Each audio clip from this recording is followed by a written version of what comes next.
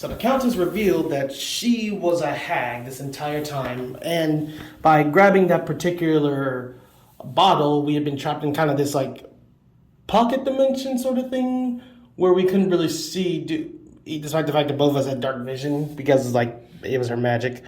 And she had revealed that she had been the one responsible for the children. She wasn't responsible for everything. She was responsible for the kids missing.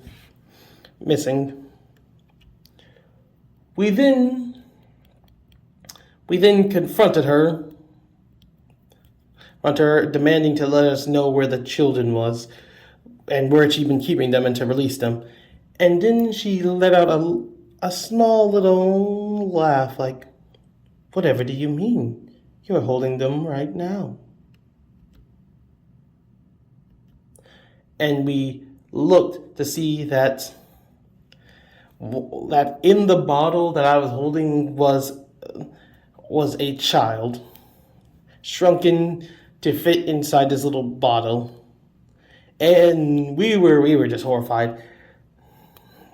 We were horrified as she revealed that she had been using them to make some type of spell potion. I can't remember off the top of my head, but she had been using them as basically ingredients for her evil scheme.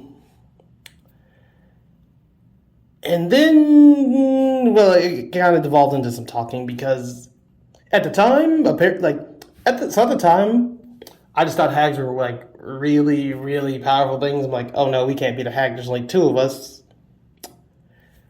So we decided to try and cut a deal. And she was intrigued by this offer. She claimed that she wanted something from us, something important, a favor that she would call on a later date if need be. Immediately, Taz spoke up, asking that she obviously fell for his charms and now wanted to date. The DM describes how she, as with the flick of her wrist, she then froze Taz into the wall. It was a funny little moment. Time, like, granted, this is like at the time where Taz still had this weird Sanji part to his character, which honestly I've now just kind of cut out of his character since it was funny only one time, and there doesn't need to be anymore. So anyway, after that display, we decided it was time to make the deal, and we shook on it. She would take something from us and in return release the children, as well as call upon us on a later date. And she asked what was most important. Well, she asked me because I was the one who offered to make a deal. I believe Reggie wanted to fight, but I don't know, he kind of stayed out of it after that. And as mentioned before, Taz had a love of alcohol, so she immediately said, "All right, I'll take that." And I felt her cold hand like kind of reach and seemingly grab my tongue and cut it, even though my tongue was still attached.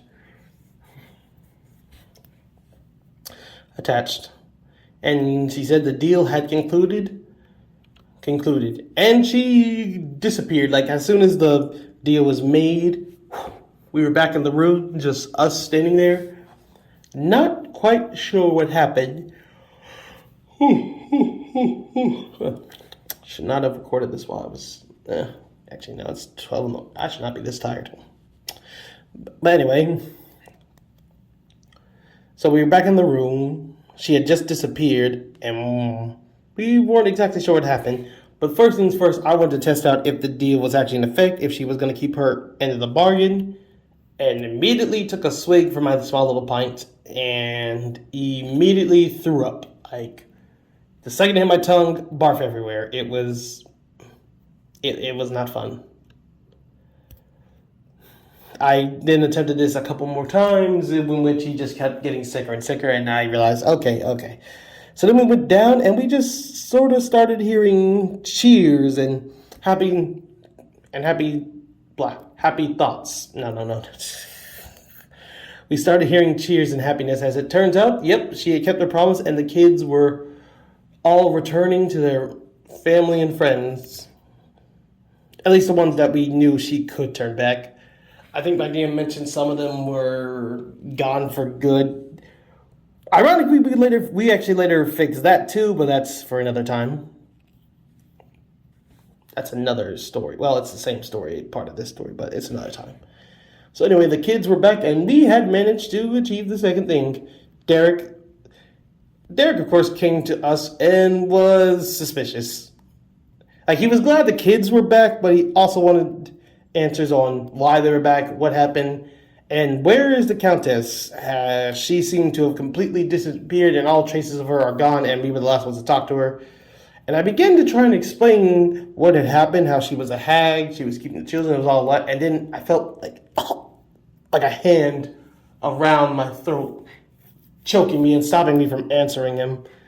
Turns out a part of the deal was I couldn't tell anyone that she was a hag, and it was her doing. Which, that's why you read the fine print of all magical deals, children. This is how the devil gets you. Or the hag.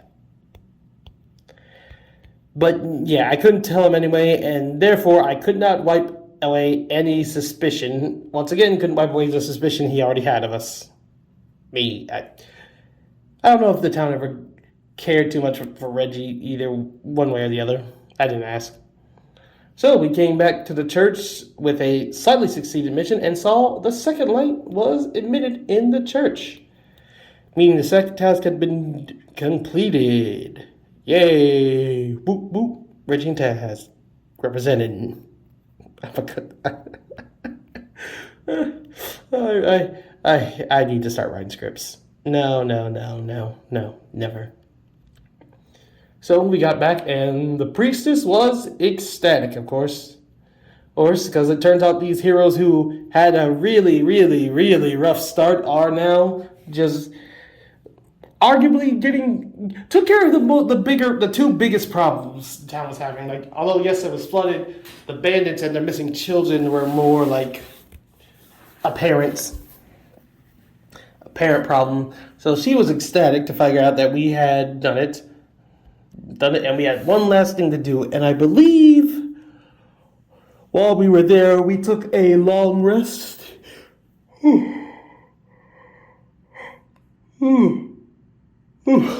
I need to, I need to go to bed later after this, or cave. But, I'm a magic bear. I have a bed in a cave. I can do whatever I want.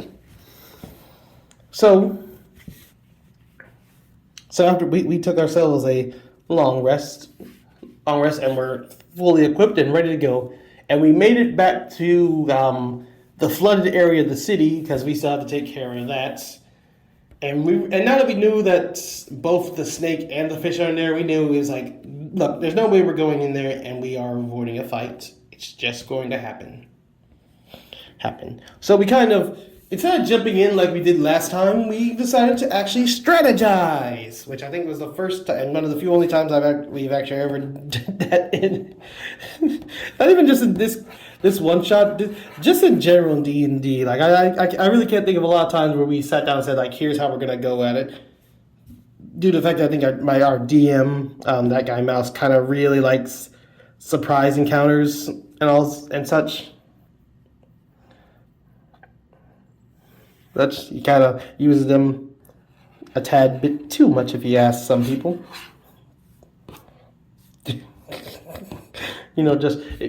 I don't know, I'm talking like this. He sees these videos, he's going to destroy me after this. We talked crap about, like, you get two other players. I guess this is to balance that out a little bit. So after that, we had gotten to the dam, and we're basically strategizing and thinking about it. And Reggie remembered, him being a druid, that he can transform into a snake. That way he would be able to get in there and fight the snake and see him better. That way we wouldn't, mechanically, so we wouldn't roll with a disadvantage when attacking him, but just in story, just so, okay, now we can see him better and kind of guide to where this guy is, and there won't be too much confusion. And he then proceeded to shapeshift into a much different snake too, so that way I wouldn't confuse the two and have to keep track. And what he did was, like, he got a running start, jumped up past the dam, and then transformed midair, which was just like a cool moment, and landed in the thing, and was kind of like sort of swimming in it, sort of swimming in the water, and I followed suit. And we got to the center, and we waited. Kind of waited a little bit, splashed a little bit, waited for something to sense our presence. And lo and behold, something did. Something evil. Well, more like kind of just chaos. It was a snake. The snakes found us, and immediately Reggie and him started fighting in their little snaky forms, and I kind of just stood there for a little bit, like a tad bit, because it was like this kind of underwater fight. And I believe Reggie got the first bite in, but didn't do too much damage. And then the snake kind of swatted him, and then Reggie returned back into his kobold form. But because of the bite, I can now see the snake more clearly, and I finally made my attack and got him. It wasn't enough to kill him, but it was enough to just a nice long slash along his body, and now, because he was bleeding so badly, whenever he tried to go into the water, we could clearly see it, the red crimson of his blood within the waters. Because the snake's blood is red. And if it isn't, it is for this retelling of the story. Because it's a giant snake. What do you want from me?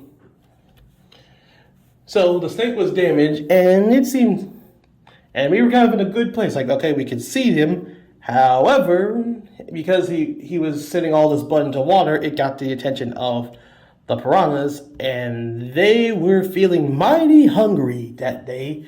And they just came. They were feeling mighty hungry, and they decided to come at us full force. Like, I don't know how many one of them, because there were enough that he ruled it as I believe a sort of mob fight sort of thing, like where it's a mob and they just roll this and that and get multiple attacks. He showed me the stats, but I don't remember them, and I couldn't find them. So, but those things were kind of a pain and also kind of a blessing, because they were attacking anything that was injured at the time. And at the time, it was only the snake, but they were slowly creeping towards us as well. So, the first couple bites, they just tore into the snake, and it distracted the snake to start fighting them. Eventually, because we had to get closer to the snake and get in the middle of that, they started noticing us and swat. Some of them attacked Reggie. A few came at me. Granted, my armor class was just high enough that I didn't get hit by much, and neither did Reggie too badly, but then they got one lucky shot in,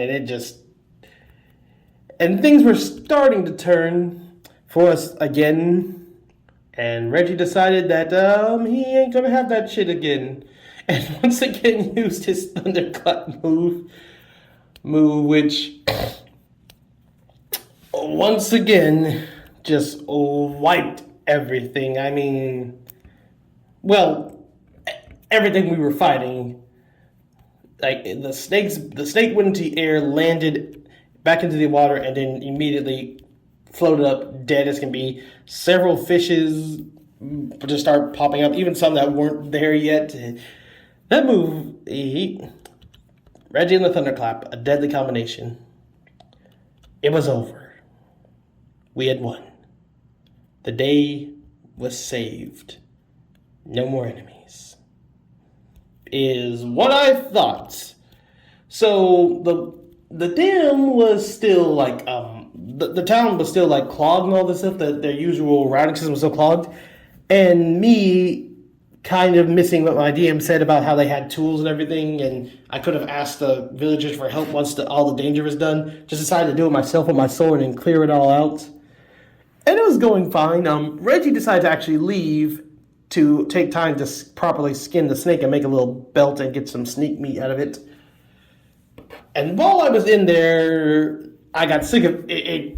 At first it was going good. All right, clearing the water. And then my DM said something, tries to bite at me.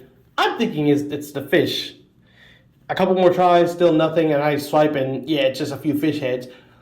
One bite sinks into my like heel and gets a little damage. I'm like, what the heck? I swipe, and then a shark fin, like a piece of shark fin. There's a shark in here. Like it's not a big shark. It's kind of like I want to say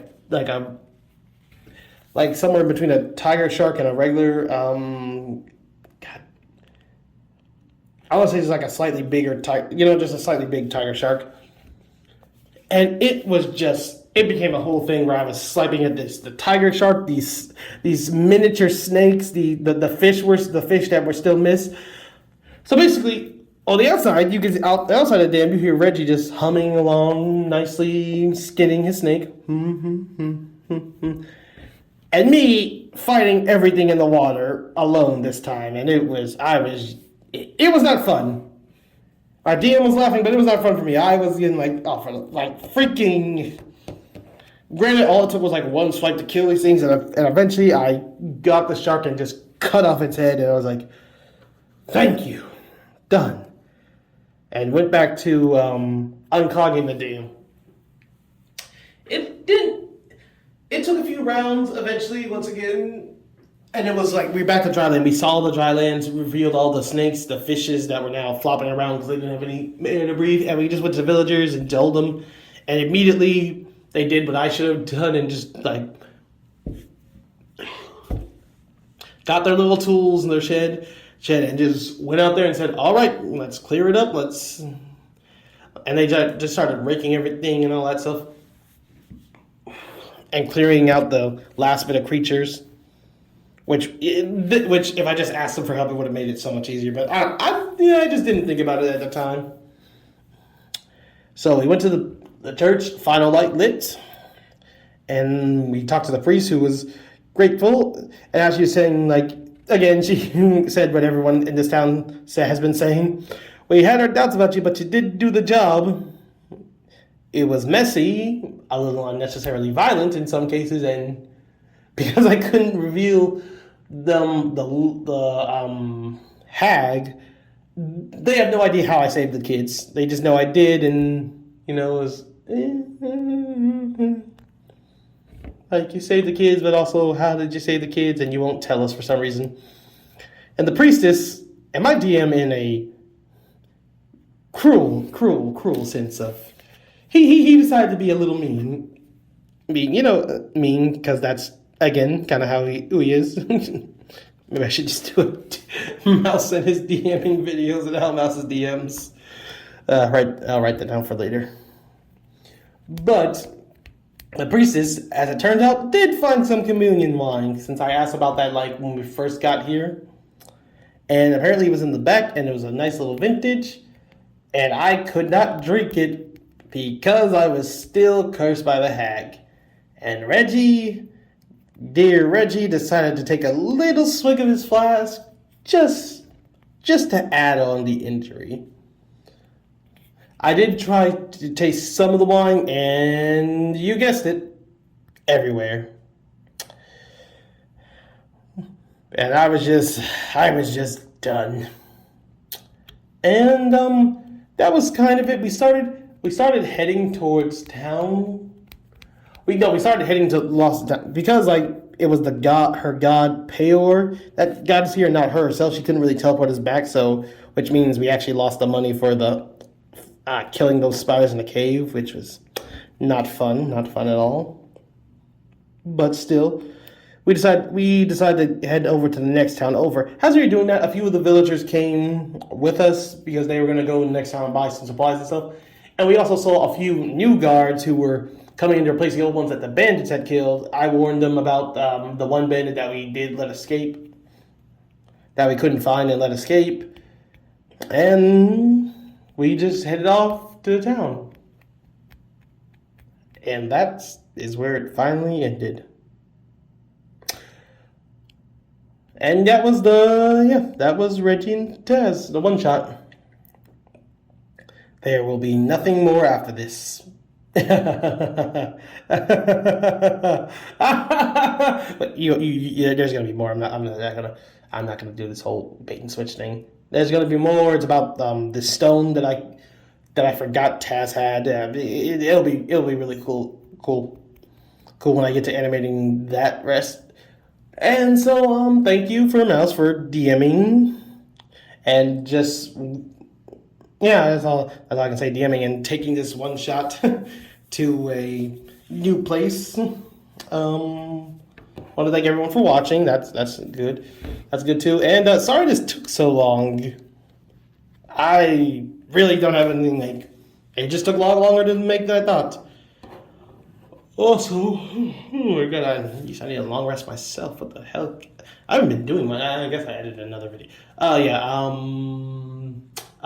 Game night part 2 should have been gone up today. That's nice. And yeah, I'm gonna try and hopefully have the next part of this story up. And Dumb Deity, we've written enough. You know, there's no time for updates. I'll do that in another video.